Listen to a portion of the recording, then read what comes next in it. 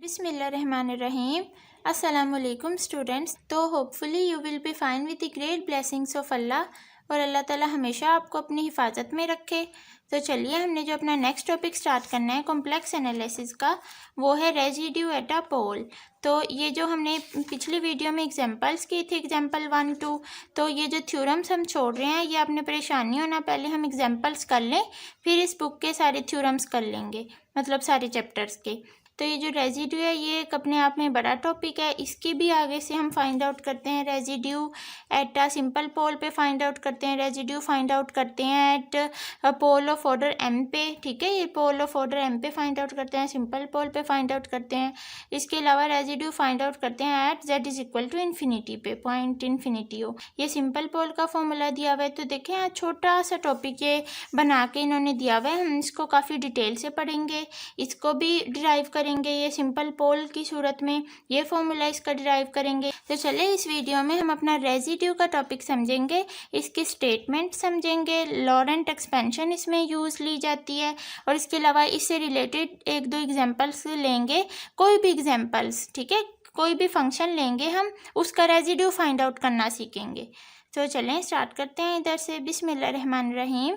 यहाँ से देखिए, स्टेटमेंट है इसकी, in Laurent expansion of any function f of Z.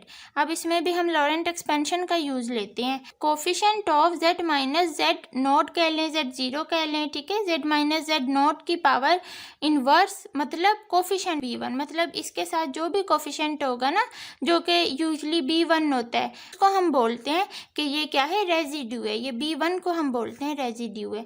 About the isolated singularity z is equal to z0 is defined as the residue of function at z is equal to z0। अब इसमें देखें, isolated singularity के respect में residue निकलेगा, non isolated singularity की बात नहीं हो रही। आइसोलेटेड सिंगुलैरिटी का हमने पीछे टॉपिक पढ़ा, जिसके अंदर भी हमने लॉरेंट एक्सपेंशन का यूज़ लिया था, और उसके अंदर ये प्रिंसिपल पार्ट बहुत इंपॉर्टेंट था, इसी को हमने यूज़ लिया था। आगे इसकी फर्दर 3 जो टाइप्स हमने पढ़ी थी, तो आप वो देख सकते हैं, आपको वीडियो के डिस्क्रिप्शन में लिंक मिल जाएगा। Is defined at the residue of function at इस पॉइंट पे, मतलब इस पॉइंट पे फंक्शन का रेजिड्यू डिफाइन हो जाएगा। तो यहाँ देखें, अब इसमें देखें रेजिड्यू को रिप्रेजेंट किस तरह किया जाता है, किस तरह इसको लिखते हैं। रेजिड्यू किसी भी फंक्शन का किस तरह फाइंड आउट करते हैं, इस तरह लिखते हैं। रेजिड्यू एफ ऑफ जेड कोई भी फंक्शन है एट पॉइंट ये जेड नोट, ये जेड नोट कोई भी पॉइंट है, जेड जीरो ये कोई भी पॉइंट होगा, यहाँ 0, 1, 2 जो हमें दिया गया होगा। तो उसके बाद लॉरेंट एक्सपेंशन इज, हम जानते हैं लॉरेंट एक्सपेंशन ये होती है, इसके अंदर ये जो ए एन है ये इसके इक्वल होता है, जो बी एन है ये इस सारी टर्म के इक्वल होता है। अब इसमें देखें, जो हमने लॉरेंट थ्योरम प्रूफ किया था उसमें z माइनस ए था, मतलब वहाँ हमने पॉइंट ए लिया था, उसी हिसाब से यहाँ t माइनस ए था, t माइनस ए की पावर माइनस एन। यहाँ जस्ट z नोट लिया है, z जीरो लिया है। ठीक है, बस इतना सा फ़र्क किया है। अब इसमें देखें, हमारे पास 2 पार्ट्स होते हैं, ये जनरल पार्ट होता है, जनरल टर्म होती है, ये प्रिंसिपल पार्ट होता है। इसमें देखें, जो b होता है ना, इसको हम रेजिड्यू बोलते हैं। तो देखें, इधर से हमारे पास इसमें बी एन इसके इक्वल है, तो इधर से हम एक फॉर्मूला ड्राइव कर लेते हैं, put n is equal to 1। अब देखें यहाँ हम इस प्रिंसिपल पार्ट में जो b होता है इसको बोलते हैं रेजिड्यू, b1 होता है, मतलब इसके इन्वर्स के साथ जो कोफिशेंट होगा उसको हम रेजिड्यू बोलते हैं। तो यहाँ से देखें, bn इस सारी टर्म के इक्वल है, तो यहाँ से हम एक फॉर्मूला ड्राइव कर लेते हैं, इस n की जगह पे ना 1 पुट कर देते हैं। तो देखें क्या आएगा हमारे पास, ये इम्प्लाई कर रहा है b1 हो जाएगा, b1 is equal to 1/2 pi iota, और ये integral c f of t d t over नीचे क्या आ जाएगा, t माइनस जेड नोट की पावर n की जगह पे हमने 1 पुट किया, तो -1 + 1 मतलब ये इसकी पावर 0 हो जाएगी। किसी भी चीज़ की पावर 0 हम जानते हैं 1 होता है, तो यहाँ से b1 किसके इक्वल आ जाएगा, 1/2 pi iota integral c f of t d T. देखिए, ये हमारे पास फॉर्मूला डिराइव हो गया, रेजिड्यू का फॉर्मूला।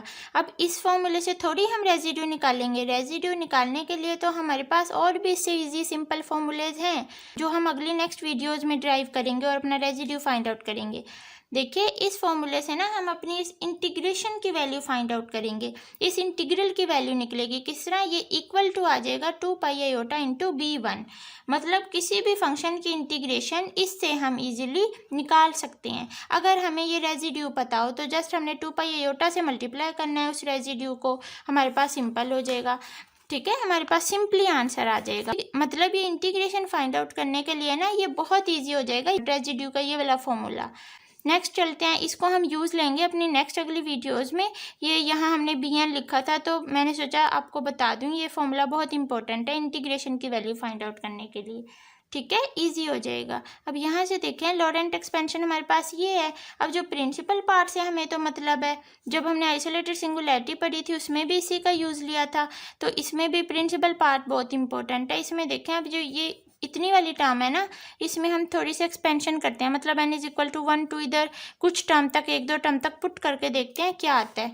तो देखिए इधर पुट करो, n की जगह पे 1 2 पुट करो, तो ये पहले क्या बन जाएगा b1 z माइनस z 0 की पावर क्या हो जाएगी -1 प्लस अब n की जगह पे 2 पुट करो तो b2 z minus z not की पावर क्या हो जाएगी -2 और प्लस अप टू सोन। मैं अगली 1-2 टर्म्स क्यों नहीं लिख रही, क्योंकि हमारा काम तो यहीं सोल्व हो गया। हमें b1 चाहिए था, ये b1 चाहिए जो आगे हमारा रेजिड्यू, इसी को बोलते हैं ना हम रेजिड्यू। हमने डेफिनेशन क्या पढ़ी है कि z माइनस z 0 की इन्वर्स के साथ जो भी कोफिशिएंट होगा उसको हम रेजिड्यू बोलते हैं। तो देखें z माइनस z नॉट की पावर -1 हमें यहाँ मिल रही है, तो उसके साथ वाला क्या होगा, रेजिड्यू होगा। तो ये हमारा रेजिड्यू है। उसके बाद ये 1-2 पॉइंट सुन लें, इंपॉर्टेंट है जी। तो देखें if f of z is analytic at z0 then residue function का इस पॉइंट पे क्या होगा, 0 होगा। अब देखें सोचने की बात है, एनालिटिक फंक्शन कौन सा फंक्शन होता है जिसके अंदर z डिनोमिनेटर में नहीं आता, मतलब जिसमें z की नेगेटिव पावर्स नहीं आती, तभी हम किसी भी फंक्शन को बोलते हैं वो एनालिटिक है, मतलब डिफरेंशिएबल है उस पॉइंट पे। तो इसका मतलब हुआ कि ये जो हमारे पास लॉरेंट एक्सपेंशन है इसमें जो प्रिंसिपल पार्ट है ना ये नहीं आएगा, मतलब ये 0 होगा, ये सारा पार्ट 0 होगा, मतलब z की जस्ट पॉजिटिव पावर्स ही आएंगी, तभी हम किसी भी फंक्शन को एनालिटिक कहेंगे। तो देखें इसमें अब इसकी वजह से तो ये 0 हो नहीं सकता, क्योंकि z माइनस z 0 तो वेरिएबल है, इसकी वजह से थोड़ी 0 होगा। ये जो bn है ना जो इसके साथ कोफिशिएंट है इसकी वजह से 0 होगा। ठीक है, यहाँ bn 0 होगा, मतलब क्या इस बात का कि b1 b2 b3 up to वो सारे यहाँ 0 होंगे। तो जब 0 मल्टीप्लाई करेगा z माइनस z नॉट से, तो वो ओवरऑल ये सारा पार्ट क्या हो जाएगा, 0 हो जाएगा। तो इससे पता चला कि किसी भी फंक्शन, कोई भी फंक्शन अगर एनालिटिक होगा इस पॉइंट पे तो रेजिड्यू उसका क्या होगा, 0 होगा। ये पॉइंट आपको क्लियर हुआ है। देखिए मैं फिर बता देती हूँ, यहाँ इसकी वजह से 0 थोड़ी होगा, ये bn 0 होगा, मतलब b1 0 होगा, और b1 को ही हम रेजिड्यू बोलते हैं, b1 b2। ठीक है, b2 b3 b5 इनसे हमें कोई मतलब नहीं है, हमारा रेजिड्यू होता है b1 को बोलते हैं रेजिड्यू। तो जब b1 ही 0 हो गया तो b1 को ही रेजिड्यू बोलते हैं, तो रेजिड्यू भी उस फंक्शन का क्या आ जाएगा, 0 आ जाएगा जी। उसके बाद सेकेंड पॉइंट देखें, if f of z has a removable singularity at z not then residue of function f of z at point z not equal to होगा 0 पे। देखें इसका रेजिड्यू भी इक्वल टू 0 होगा। किस तरह, सेम एज इट इज़ वही बात, रिमूवेबल सिंगुलैरिटी हमने पीछे पढ़ा कि आइसोलेटेड सिंगुलैरिटी की टाइप है ये फर्स्ट वाली, जो कि इसमें हमने क्या पढ़ा था कि जो हमारे पास प्रिंसिपल पार्ट होता है ये कंटेन नो टर्म्स, मतलब क्या है कि इसमें प्रिंसिपल पार्ट एग्जिस्ट ही नहीं करता। एग्जिस्ट ही नहीं करता का क्या मतलब है कि ये होगा ही नहीं, आएगा ही नहीं, मतलब z की नेगेटिव पावर्स आएंगी नहीं, हमारे पास एग्जिस्ट ही नहीं करेगा। तो उसका मतलब हुआ कि ये bn भी नहीं आएगा, मतलब एग्जिस्ट नहीं करेगा, b1 b2 सब क्या होंगे, 0 होंगे। तो जिसकी वजह से b1 नहीं हमारा रेजिड्यू होता है, तो हम जब ये पार्ट एग्जिस्ट ही नहीं करेगा तो इधर से पता चला कि फंक्शन का पे रेजिड्यू उस पॉइंट पे क्या होगा, 0 होगा। ठीक है, क्योंकि हम रेजिड्यू बोलते हैं b1 को, तो जब b1 ही नहीं आएगा, ये सेकंड प्रिंसिपल पार्ट सारा एग्जिस्ट ही नहीं करेगा, इसमें z की नेगेटिव पावर्स आएंगी ही नहीं, तो फिर रेजिड्यू भी उस पर क्या होगा, 0 होगा। तो चलें अब इससे इसकी 1-2 एग्जांपल्स कर लेते हैं। तो देखें जिस तरह ये मैंने एग्जांपल लिया, f of z is equal to sine z over z, residue इस फंक्शन पे ना रेजिड्यू क्या निकलेगा, 0 निकलेगा।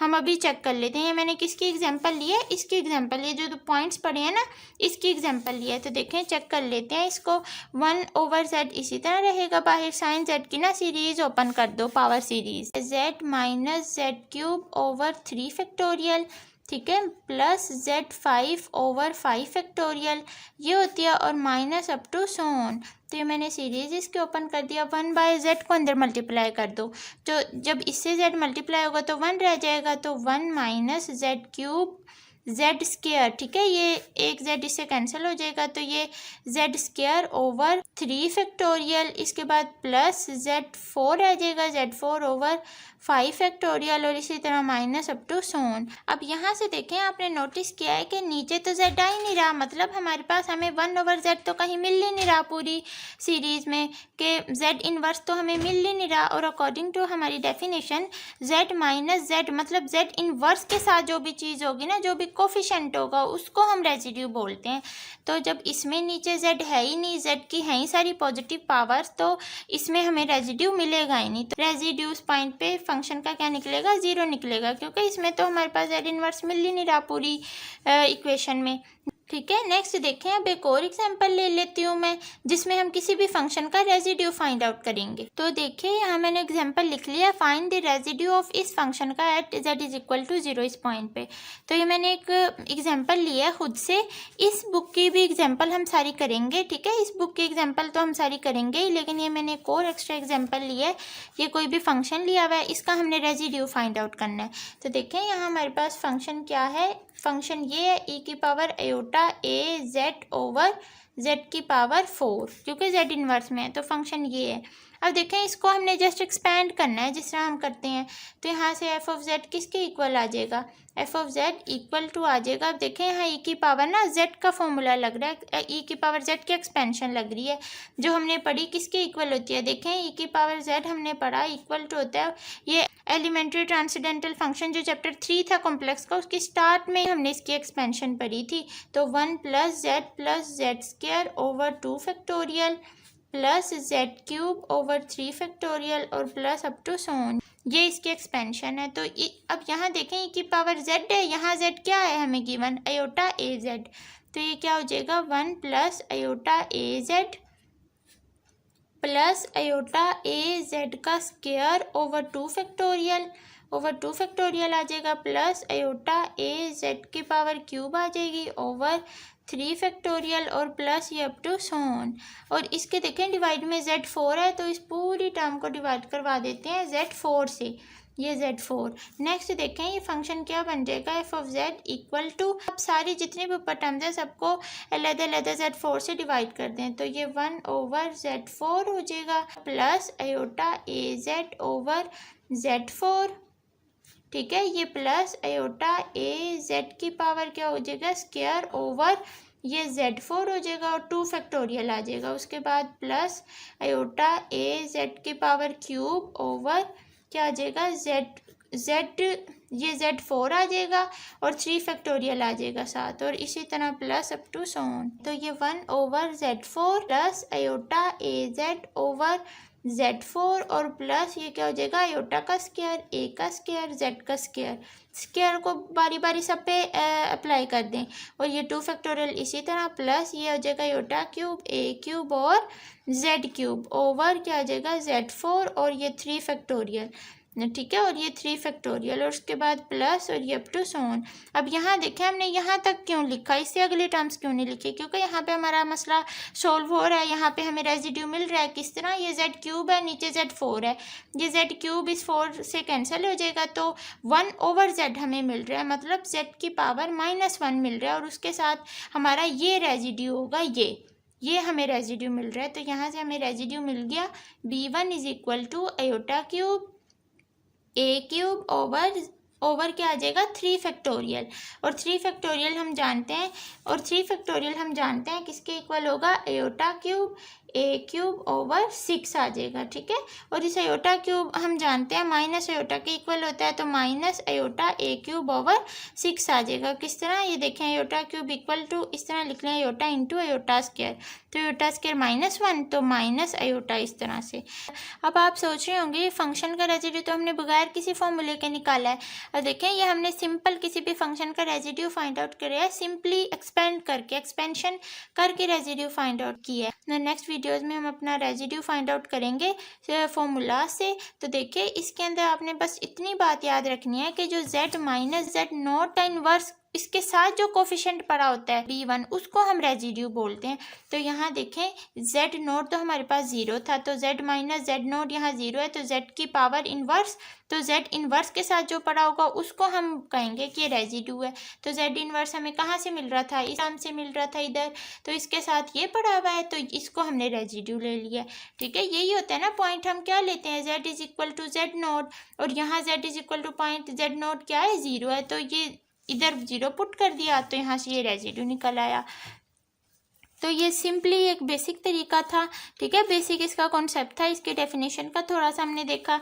तो ये नेक्स्ट वीडियो में इंशाल्लाह हम अपने ये सिंपल पोल और पोल ऑफ ऑर्डर m पे रेजिड्यू फाइंड आउट करना सीखेंगे किसी भी फंक्शन का। तो इसमें तो देखें बुक में ये छोटा सा 4 लाइनों का टॉपिक दिया हुआ है, जस्ट फॉर्मूलेज लिखे हुए हैं। तो ये हम इंशाल्लाह बहुत अच्छे तरीके से और डिटेल से वेल एक्सप्लेन के साथ मैं आपको ये डिस्कस करूँगी आपके साथ ये टॉपिक, और नेक्स्ट फिर इसी से रिलेटेड एग्जाम्पल्स हम करेंगे। तो नेक्स्ट वीडियो तक अपना बहुत सा ख्याल रखिए, दुआओं में याद रखिए, अच्छा पढ़ते रहिए, सीखते रहिए। अल्लाह हाफिज़।